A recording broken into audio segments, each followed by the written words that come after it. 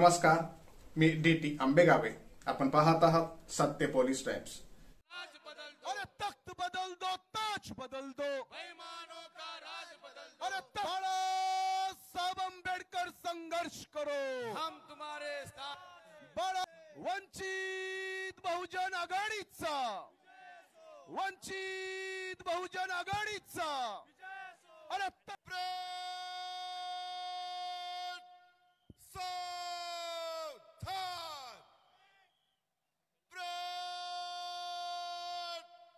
राष्ट्रीय जनरल सलामी देगा, सलामी दो. जय भीम, जय भीम, जय भीम. लोकसभेच्या निवडणुका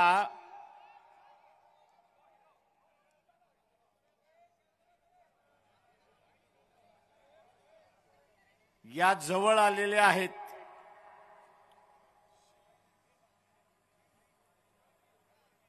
मार्च महिन्याच्या पहिल्या आठवड्यामध्ये इलेक्शनच्या तारखा सुद्धा जाहीर होतील आणि आपल्या समोरचं असणारं लक्ष हे आपण कायम ठेवलं पाहिजे आणि ते म्हणजे पुन्हा RSS भारतीय जनता पक्षाचं सरकार केंद्रावरती येणार नाही याची दक्षता आपण त्या ठिकाणी घेतली पाहिजे.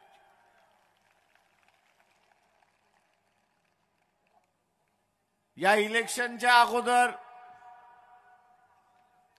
बऱ्याच घटना घडतील. दंगली सुद्धा घडवण्याचा प्रयत्न होईल. पक्ष फोडण्याचं कामकाज तर चाललंय, नेत्यांना पळवण्याचं कामकाज चाललेलं आहे. पण शेवटी मतदाराने दाखवण्याची गरज आहे की खरा या देशाचा राजा हा मतदारच आहे आणि तोच ठरवेल की उद्या सत्तेवरती कोण बसणार आहेत.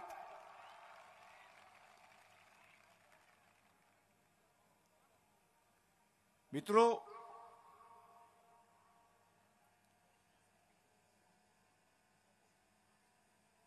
आपल्याला असणारा उद्या युती होईल न होईल सांगता येत नाही. व्हावी अशी आपली असणारी इच्छा आहे, पण आपल्या इच्छेचं काय करणार? का मोदी असणारा रिंग मास्टर बसलेला आहे.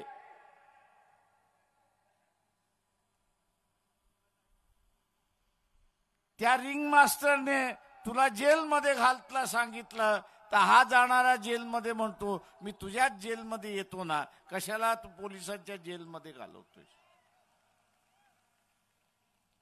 आणि अशा अनेक घटना होत.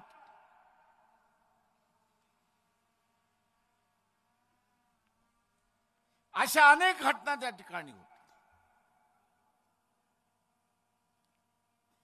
पण काही झालं तर आपण आपलं गणित पक्का करून घ्यायचं. आपलं गणित काय? फुले शाहू आंबेडकरी विचाराचा एक मतदार, फुले शाहू आंबेडकरी विचाराचा एक मतदार यांनी आपल्या बरोबर 5 मतदार जोडले पाहिजे. आपलं गणित काय? तर एक फुले शाहू आंबेडकरी मतदाराने,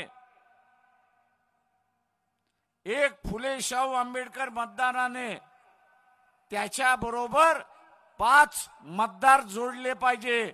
आणि ज्या दिवशी 5 मतदार आपण जोडलेले आहे त्या दिवशी भारतीय जनता पक्ष RSSचं सरकार केंद्रामध्ये येणार नाही हे आपण सारं लक्षात घ्या.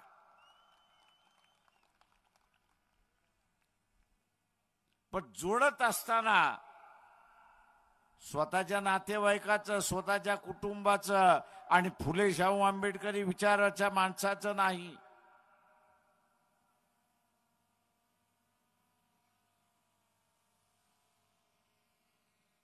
तर जो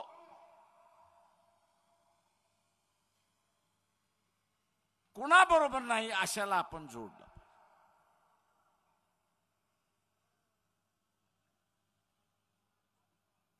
हे शक्य आहे का? मतदाराला शक्य आहे का? मग साम दाम जे काय कुलुप्त्या वापरता येतील त्या आपण वापरल्या पाहिजे.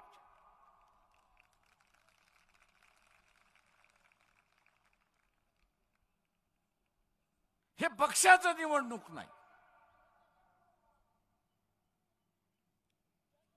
ही आपली स्वतःची निवडणूक आहे. हे आपण लक्षात घेतलं.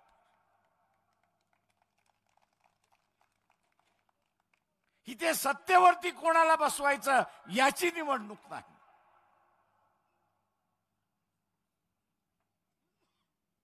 तर या ठिकाणी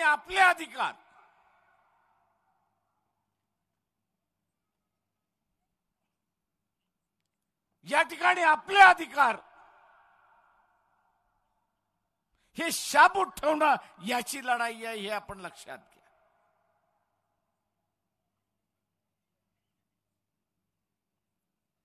उद्याची व्यवस्था काय होणार याची चुणूक इथल्या सरकारने दाखवून दिली.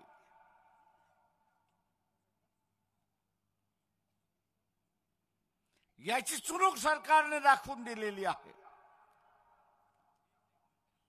कर्मचारी भरती करायचं नाही, पण कॉन्ट्रॅक्ट पद्धत त्या ठिकाणी वापरायची.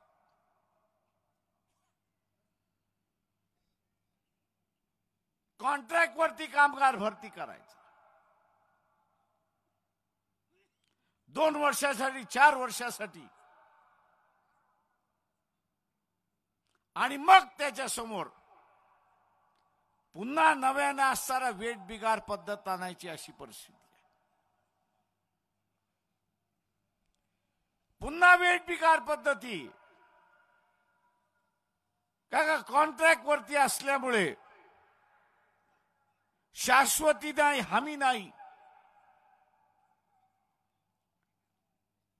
शाश्वती आणि हमी नसल्यामुळे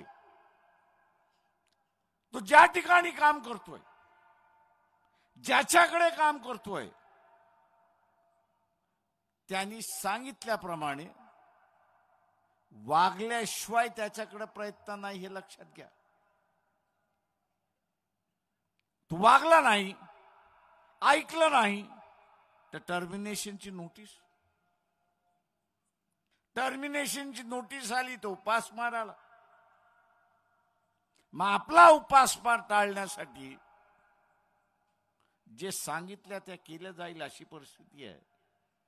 आणि म्हणून ही आपल्याला वेठबिगार पद्धत पाहिजे का?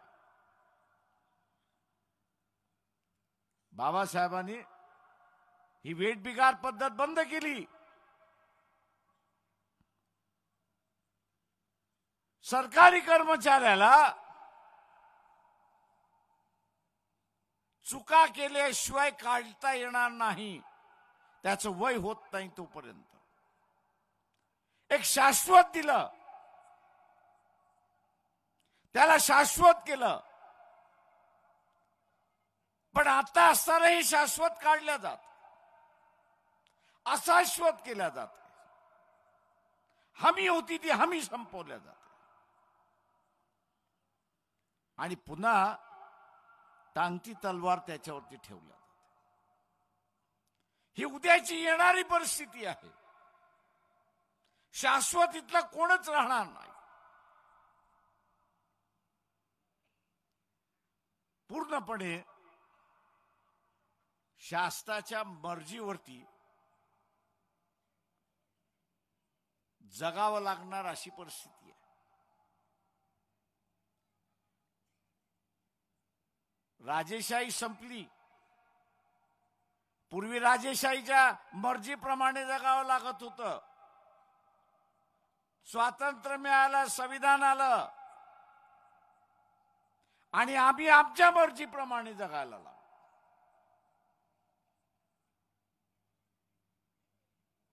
आज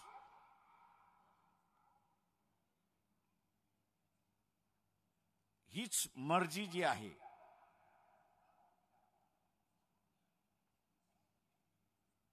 त्यावरती अंकुश घातल्या जाणार, बंदिस्त केल्या जाणार.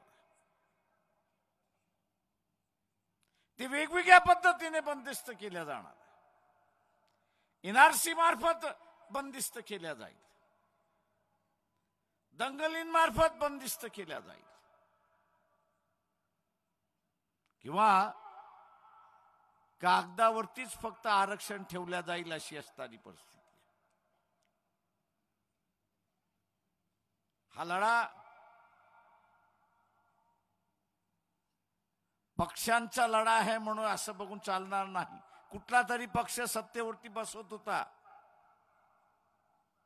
या अगोदर बरोबर होत का ह्या सगळ्या पक्षाने घटनेने दिलेल्या चौकटीच्या बाहेर आम्ही जाणार नाही हे स्वतःवरती घालून घेतलेलं बंधन होतं. त्याच्यामुळे लोकांचं स्वातंत्र्य हे अबाधित राहिलं. आज आपल्याला असणारं दिसतंय की RSS बीजेपीचं असणारं सरकार हे म्हणतंय की आम्ही संविधानाच्या चौकटीमध्ये राहणार नाही, तर ज्या ज्या वेळेस मिळेल त्या त्या वेळेस आम्ही मोडणार आहोत आणि लोकांना बंदिस्त करणारी व्यवस्था आम्ही करणार. आपल्याला बंदिस्तामध्ये जगायचं आहे का ह्याचा निर्णय या लोकसभेमध्ये द्यायचा आहे हे आपण लक्षात घ्या. आज आपण बघत असाल की ज्या भांडणाचं गरज नव्हती, मार्ग काढता आला असता. सायमन कमिशनचा रिपोर्ट जो बीजेपी जो बाबासाहेबांनी दिला, त्या सायमन कमिशनच्या रिपोर्टमध्ये बाबासाहेब असं म्हणाले होते की ज्या जातींचा उल्लेख केला होता त्याच्यामध्ये त्यांनी गरीब मराठ्यांचा सुद्धा उल्लेख केला होता. त्यांनी या गरीब मराठ्यांचा सुद्धा उल्लेख केला होता, पण त्या काळात झालं नाही. आता परिस्थिती खालवली आणि पुन्हा आपल्याला दिसते शांततेने सोडवण्याच्या ऐवजी ओबीसी विरुद्ध मराठा, मराठा विरुद्ध ओबीसी असं भांडण त्या ठिकाणी लावलेलं आहे. वंचित बहुजन आघाडीने भूमिका घेतलेली आहे.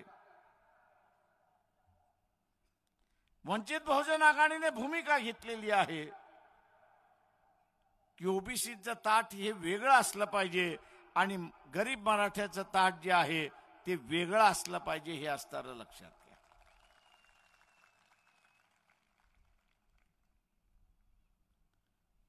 हे ताट वेगळं व्हावं यासाठी जरांगे पाटील लढतायत.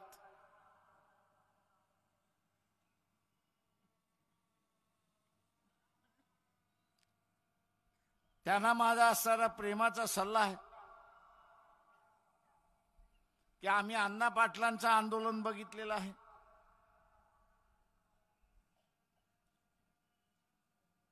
अण्णा पाटलांचं आंदोलन जिरवण्यात आलं.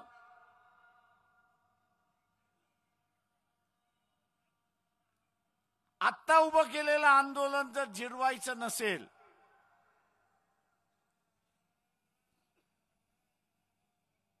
तर तुम्हाला इलेक्शन मध्ये उभं राहिल्याशिवाय दुसरा पर्याय नाही.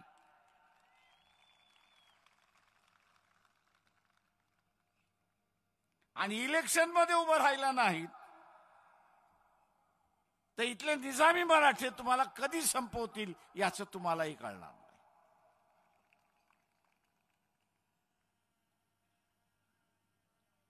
बघा, इथल्या गरिबांच्या चळवळी कधीच उभ्या राहिल्या नाहीत. ते उभे राहू दिलेले नाहीत. आज आपणही जे करतोय ते इथल्या असणाऱ्या गरिबांच्या चळवळी उभ्या करतो, उपेक्षितांच्या चळवळी या ठिकाणी उभे करतो. या उपेक्षितांच्या चळवळीमध्ये एकजूट होणं हे त्याच्यातलं महत्वाचं आहे.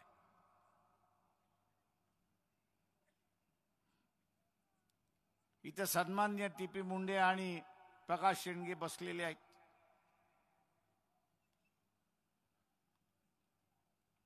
आपण जे करत आहात त्यातून एक मतदारसंघ तुम्ही ब्लॉक केलेला आहे.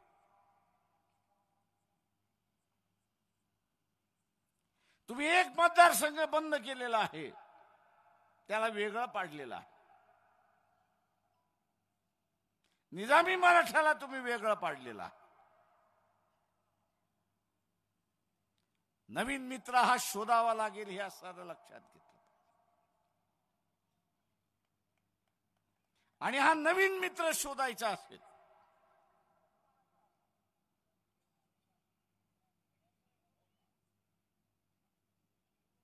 तर इथला नवीन मित्र हा मुसलमानाशिवाय दुसरा कोणी नाही हे आपण लक्षात घ्या.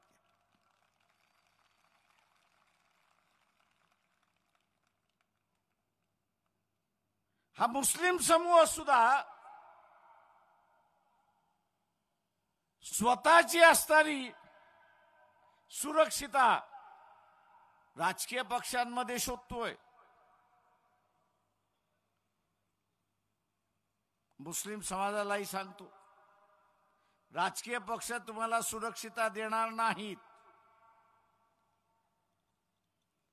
राजकीय पक्ष तुम्हाला सुरक्षिता देणार नाहीत. या वंचितांच्या सभेमध्ये आणि वंचितांच्या आंदोलनामध्ये मुसलमान सहभागी झाला, तिथे त्याला सुरक्षिता मिळेल हे असताना लक्षात घ्या.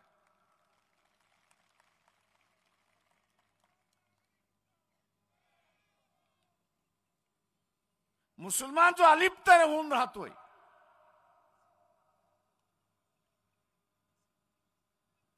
त्याच्या अलिप्तपणातून त्याला बाहेर पडावं लागेल. तो ज्या दिवशी बाहेर पडेल आणि इथल्या वंचितांबरोबर बसायला सुरुवात करेल, त्या दिवशी समूहच त्याला सुरक्षिता दिल्याशिवाय राहणार नाही हे मुसलमानांनी त्या ठिकाणी लक्षात घेतलं.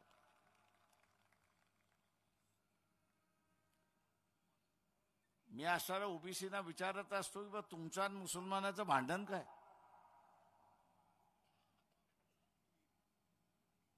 एकेकाळी मी त्या असणाऱ्या दलितांनाही विचारत होतो की तुमचं आणि मुसलमानाचं भांडण काय?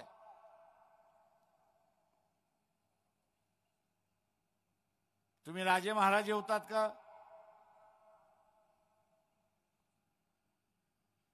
तर नाही, उपेक्षित तुम्ही होतात. दरबारी सुद्धा नव्हतात अशी असणारी परिस्थिती, चोपदार नव्हतात अशी असणारी परिस्थिती होती. शिवाजी महाराजाचा काळ सोडला तर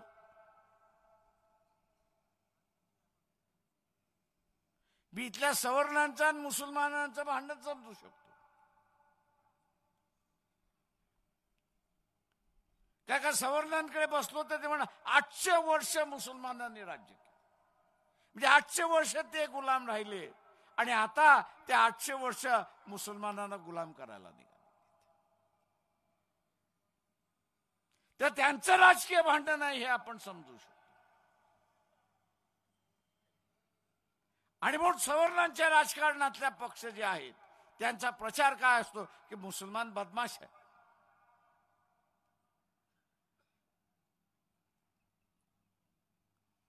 आणि तो दुरी करायला बघतो, त्या दोघांमधला भिन्नता, आणि आपण त्याला बळी पडतोय अशी असणारी परिस्थिती.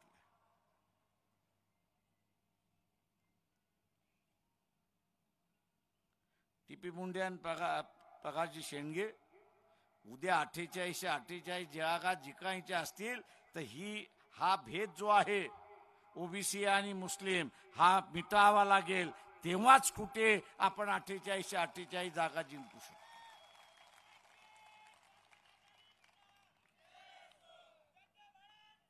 आणि म्हणून मुसलमानांना माझं आव्हान आहे की जिथे जिथे ओबीसीचा उमेदवार उभा असेल,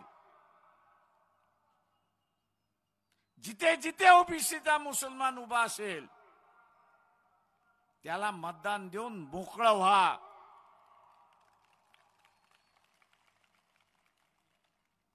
तुमच्या मताने भारतीय जनता पक्षाचं आणि आरएसएसचं सरकार पडणार आहे, एवढं फक्त आपण असताना लक्षात घ्या.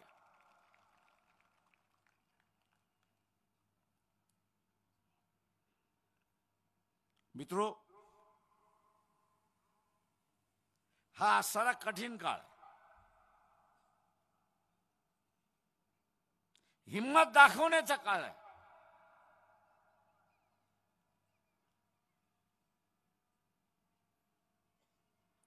ज्याला रेषा ओलांडणं म्हणतो त्या तो असणारा काळ. जसं मी जरांगे पाटील यांना म्हणतो, हिम्मत दाखवा, समाज तुमच्या पाठीमागे आहे, गरीब मराठा तुमच्या पाठीमागे आहे, हिम्मत दाखवा, निर्णय घ्या, उभं राहा आणि इथल्या असणाऱ्या व्यवस्थेला परिवर्तन करा. हा जो निजामी मराठा आहे, सत्तेवरती बसलेला आहे, स्वतःच्या तुंबड्या घेऊन बसलेला आहे आणि लोकांना गरीब केल्या, अशी परिस्थिती आहे. हा मग निजामी मराठा काँग्रेसमध्ये आहे, तो भारतीय जनता पक्षामध्ये सुद्धा आहे, हे आपण लक्षात घ्या. आणि म्हणून 12 दिवस झाले दिल्लीचं आंदोलन थांबलेलं नाही, शेतकऱ्याच्या मागण्या मान्य झाल्या नाहीत, अशी परिस्थिती आहे.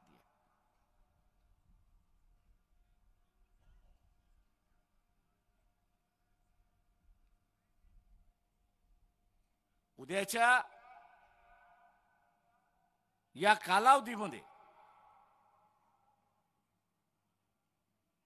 जरांगे पाटील यांनी जशी हिम्मत दाखवली पाहिजे, तसंच टीपी मुंडे आणि प्रकाश शेंडे आपणही असणारी हिम्मत दाखवली पाहिजे की इथल्या मुसलमानांबरोबर बसून एक राजकीय समझोता आपण केला. ही काळाची गरज आहे.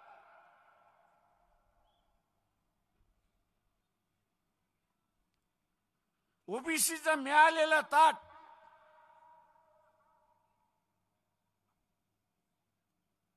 व्हीपी सिंगाच्या निमित्ताने निर्माण झालेलं हे ताट अबाधित ठेवायचं असेल तर हा राजकीय समझोता आपल्याला करावा लागेल, हे लक्षात घ्या. हा राजकीय समझोता करावा लागेल आणि हा राजकीय समझोता आपण जर करू शकलो नाही तर कदाचित ते ताट राहील की न राहील याची असणारी शंका आहे. आरक्षण राहील की न राहील याची असणारी शंका आहे.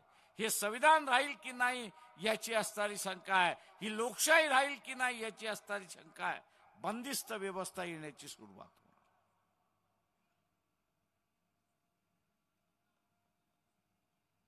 आणि म्हणून उद्याच्या ह्या व्यवस्थेमध्ये